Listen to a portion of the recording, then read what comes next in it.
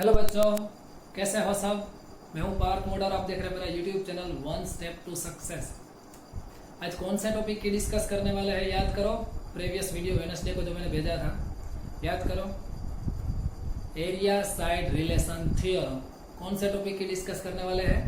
Area side relation theorem. तो यहाँ पे मैं पहले लिख देता हूँ एरिया साइड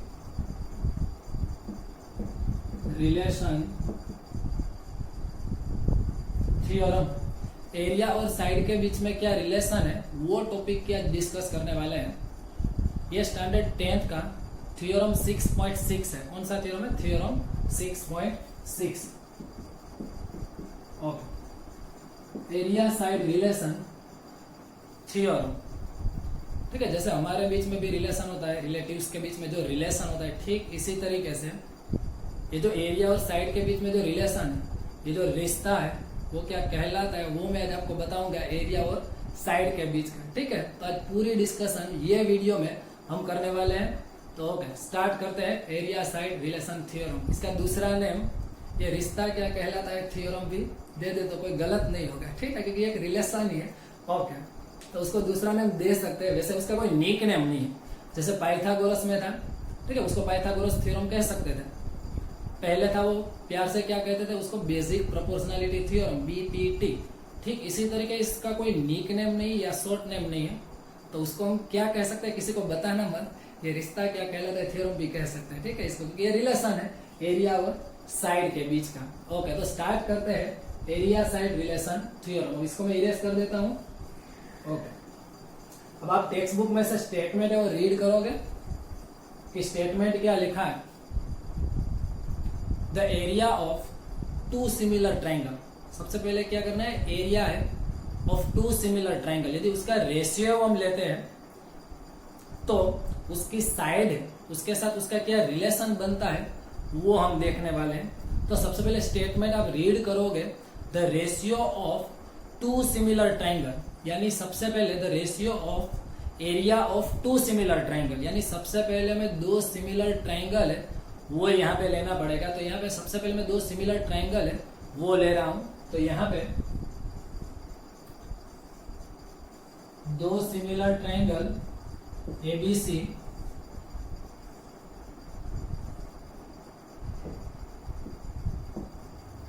और दूसरा जो ट्राइंगल है वो है PQR।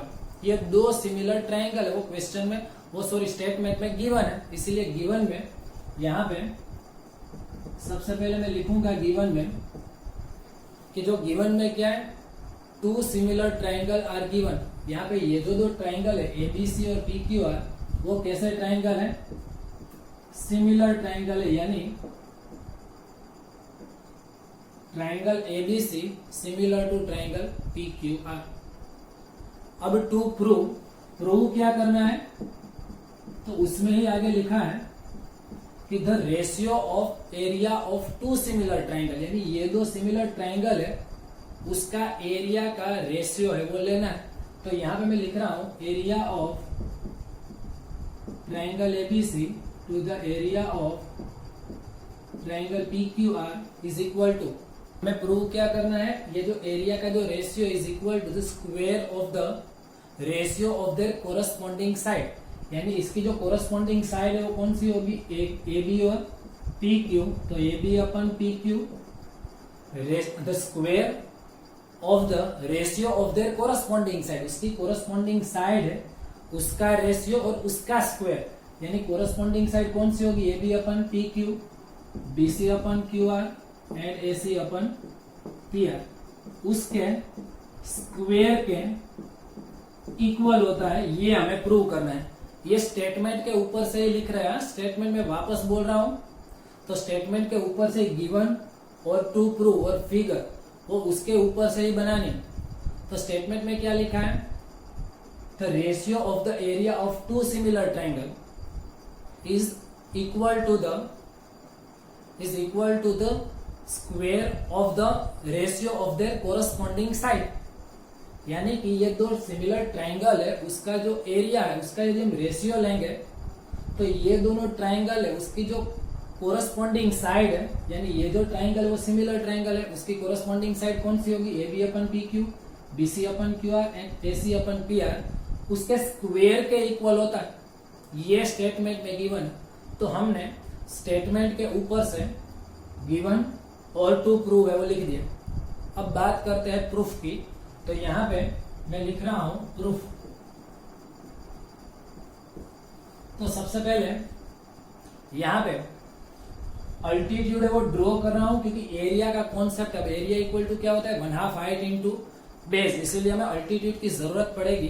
तो यहाँ पे अल्टीट्यूड है वो मैं ड्रॉ कर रहा हूं, यहाँ पे ले रहा हूं ए डी ले लेता हूं यहाँ पे, और यहाँ पे मैं लिख देता हूं पी एन। यहाँ पे अल्टीट्यूड मैंने ले लिया ए डी और यहाँ पे मैंने ले लिया पी एन। यहाँ पे ए एम ले लें, क्योंकि यहाँ पे एन है तो एम है वो ज्यादा कन्वीनियंट रहेगा। तो यहाँ पे लिख लेता हूँ ए एम और पी एन। ओके, अब क्या करना है थ्योरम में, मैंने सबसे पहले ही बताया था, पहले थ्योरम से बता रहा हूँ आपको कि क्या करना है, टू प्रूव में देखते जाना है।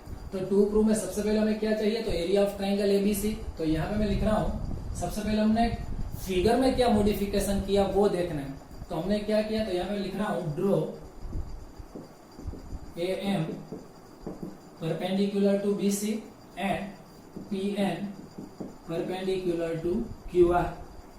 यहाँ पे पार्टीशन है वो कर देते हैं, क्योंकि थ्योरम थोड़ा लॉन्ग है तो हमारे पास स्पेस है वो बची रहे, इसीलिए। Okay, AM perpendicular to BC and PM perpendicular to QR। ना अब हमें टू प्रूव में देखते जाना है कि क्या क्या प्रूव करना है। तो टू प्रूव में क्या चाहिए, एरिया ऑफ ट्राइंगल एबीसी। तो यहां पे लिख रहा हूं area of A B C is equal to 1/2 height into base.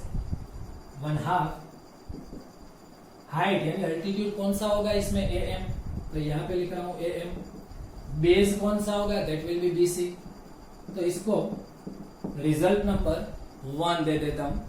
अब दूसरा क्या चाहिए, तो area of P Q are चाहिए, तो वो दूसरी फिगर के ऊपर से मिलेगा। तो यहाँ पे लिख रहा हूं area of P Q R is equal to 1/2 into height कितनी होगी, पी एन, बेस कौन सा होगा, क्यू आर, और इसको रिजल्ट नंबर 2 दे देना है।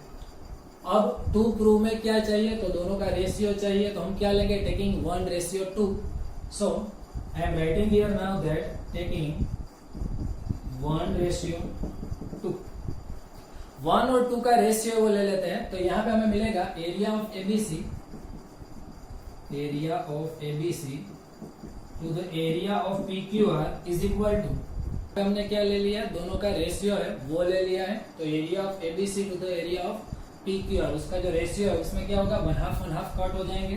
तो क्या बचेगा, A M upon P M into B C upon Q R. इसको रिजल्ट नंबर 3 दे देते हैं।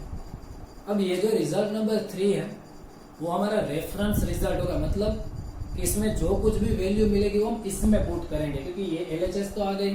अब हमें क्या चाहिए, A B upon P Q, B C upon Q R और A C upon P R. B C upon Q R तो है ही हमारे पास। यदि हम यहाँ पे B C upon Q R यदि हम लेके आए एम अपन पी एन की जगह पे, तो हमारा जो रिजल्ट है वो प्रूव हो जाएगा, क्योंकि स्क्वायर हो जाएगा। A M upon P N ये हमें रिमूव करना है, ठीक है। बीसी अपन क्यू आर एक बार तो है, हमें क्या लेके आना है, उसका स्क्वायर है वो लेके आना है। यानी कि A M upon P N यदि हम रिमूव कर दें तो हमारा काम है वो आसान हो जाएगा। अब A M upon P N कहां से आ सकता है, तो वापस ट्राइंगल में देखेंगे। यहाँ पे 2 ट्राइंगल ए एम और पी एन, तो ये ट्राइंगल हम ले सकते हैं ए एम बी। यहाँ पे मैं लिख रहा हूँ 4। यहाँ पे 2 ट्राइंगल की सिमिलरिटी के बारे में सोचना पड़ेगा, क्योंकि A M upon P N तभी हम रिमूव कर पाएंगे। कैसे कर पाएंगे तो अभी देख लेते हैं, ठीक है। सबसे पहले क्या करना पड़ेगा, 2 ट्राइंगल की सिमिलरिटी है वो हमें लेनी पड़ेगी। कौन सा ट्राइंगल, तो ट्राइंगल ए एम बी, यहाँ पे लिख रहा हूँ 4, triangle A M B and triangle P N Q, triangle P N Q. अब ये राइट एंगल ट्राइंगल है, यस ये राइट एंगल ट्राइंगल है। उसमें यहाँ पे एबीसी और पी क्यू आर ये दोनों ट्राइंगल कैसे है, सिमिलर ट्राइंगल है। Triangle A M B and triangle P N Q, उसके बारे में सोचना है। तो सबसे पहले यहाँ पे angle M equal to angle M। क्यों? क्योंकि ये दोनों 90 डिग्री है, तो यहाँ पे मैं क्या लिख सकता हूँ? Right angle. क्या लिख सकता हूँ? Right angle. दोनों 90 डिग्री है, एंगल M और एंगल M। अब angle B equal to angle Q होगा। क्यों होगा वो सोचो। क्योंकि triangle ABC similar to triangle PQR है। अब ABC का जो B एंगल है, यहाँ पे ध्यान सबका, ABC का जो B एंगल है वही ABM का B एंगल है, यानी कि ABC का जो B एंगल है ये और PQR का Q एंगल है, वो दोनों कैसे होंगे? इक्वल होंगे। Corresponding angle are equal, so B equal to Q। ये जो B और Q है यही दो एंगल AMB ट्राइंगल और PNQ ट्राइंगल में आ रहा है, इसीलिए ये दोनों एंगल है वो equal, angle B equal to angle Q। अब ये दो ट्राइंगल के लिए एक तो उसका एंगल M है, M और N ये दोनों इक्वल हो गए। उसके बाद B और Q इक्वल हो गए, यानी दो एंगल यदि इक्वल हो गए तो उसका मतलब क्या है कि बाय डबल ए रूल, यहाँ पे लिख सकता हूं मैं by double A rule triangle AMB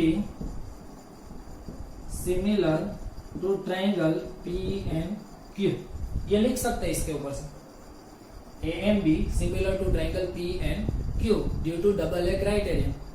ठीक है, ओके। उसके बाद AM अपन PN, यहाँ पे लिख रहा हूं AM अपन PN।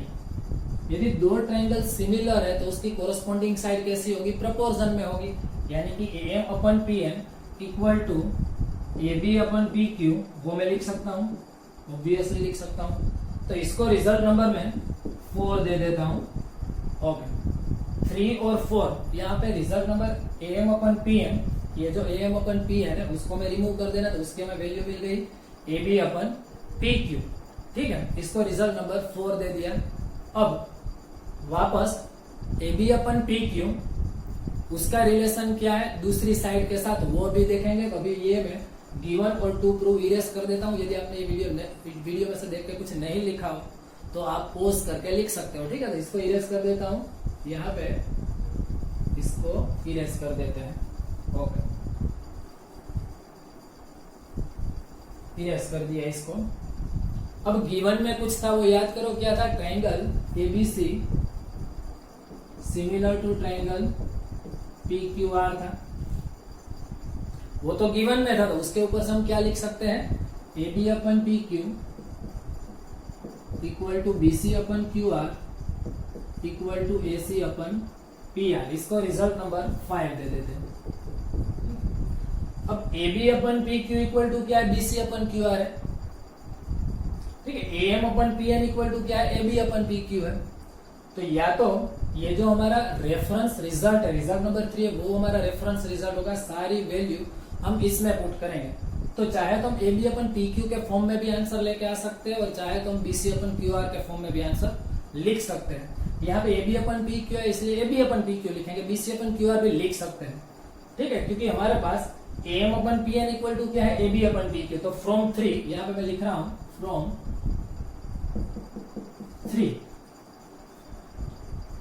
3 नंबर का रिजल्ट कौन सा है? तो एरिया ऑफ ABC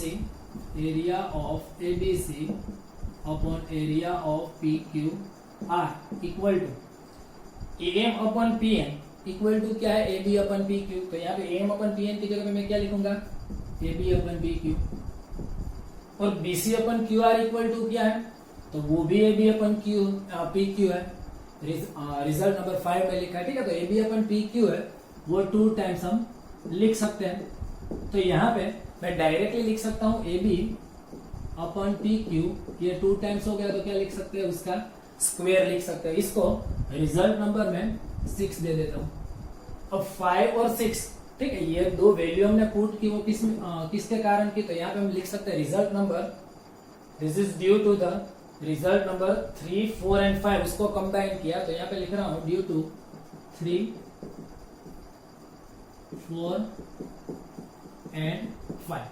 3, 4 और 5 नंबर के रिजल्ट को कंबाइन करके ये जो रिजल्ट है वो हम लेके आए AB upon PQ whole bracket square. अब AB upon PQ equal to क्या है? BC upon QR equal to AC upon PR।